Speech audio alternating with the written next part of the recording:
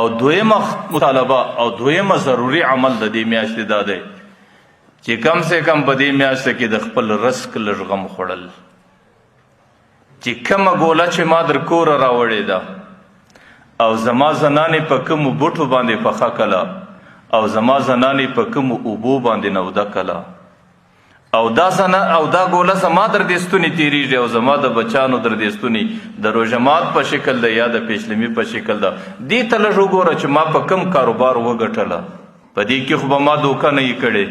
په دې کې خو به ما خیانت نه یې کړی، په دې کې خو به ما د چا سره ظلم نه یې کړی او په دې کې خو به ما درواغ نه یې ویلي. په دې ټولو اعمالو باندې دا ګوله حرامه سوه.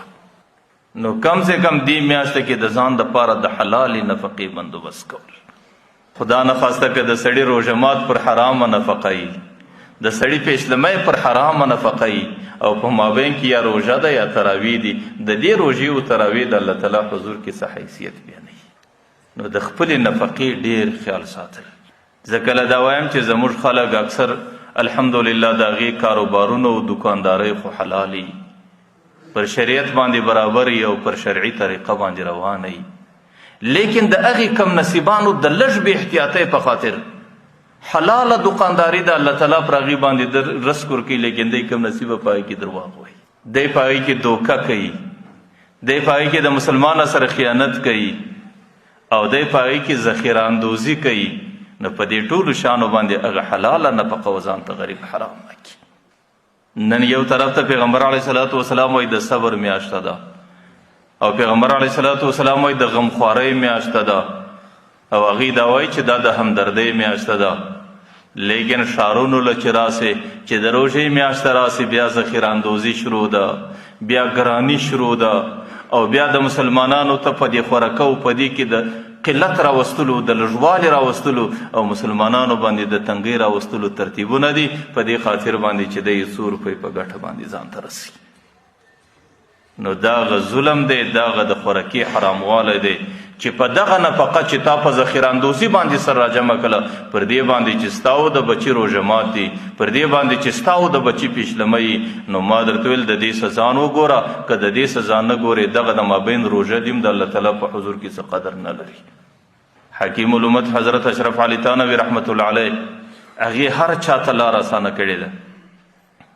وایي چې د کم چا کاروبار حلال دی، دکانداري حلاله ده، تجارت حلال دی، نو کم سے کم په دې میاشته کې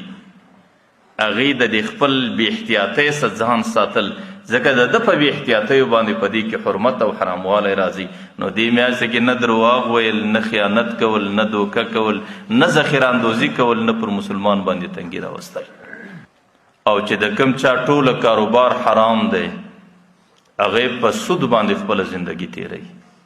هغې د داسې ادارو ملازم و نوکر دی چې د هغې تنخوا ټوله د سودي ترتیباتو سره روانه ده. نو د هغې دپاره هم حکیم الامت حضرت اشرف علي تانوي رحمت الله علیه لیکلي دي چې کم سے کم یوه میاشته دغه نوکري پرېښول، یوه میاشته دغه تجارت پرېښول، په دې میاشته کې داسې کار و کسب کول چې هغې نفقه حلاله وي، چې کم سے کم د یوې روژې د میاشتې حلاله نفقه خو ستا او ستا د بچي د ستوني شوه سي. او که هغه هم نسي کولی داسې کار و ترتیب و مزدوري نور ته برابریږي چې په حلاله نفقه باندې دی د یوې میاشتې نفقه پیدا کړي. نو بیا خو حکیم الامت حضرت اشرف علي تانوي رحمت الله علیه د هغې دپاره هم لار خلاصه کړې ده چې کم از کم په دغه یوه میاشته کې د بله څه قرضه اخیستل، د خپلو بچانو خوراکه، د خپل ځان خوراکه، د خپل کور د روژه ماتو د پیشلمي بندوبست د هغې قرضې په نفقه باندې، د هغې قرضو د پور په نفقه باندې کول. نو ما درته ویل د ټولو څه دویم بنیادي عمل دا دی چې انسان په دې میاشته کې د خپل ځان او د بچانو دپاره حلاله نفقه پیدا کړي. که هر څومره بهترینې روژې نسې، که هر څومره بهترینې تراویح کوې، که هر څومره بهترین عبادت کوې، که هر څومره بهترین الله ته قرب کوې، چې نفقه په نس کې حرامه سوله، ما درته ویل بیا خو د بیت المقدس فرشته هره ورځ دا اواز کوي چې لم یقبل الله صرفا ولا عدلا، نه د ورځې روژې الله تعالی قبلوي، نه د شپې تراویح الله قبلوي.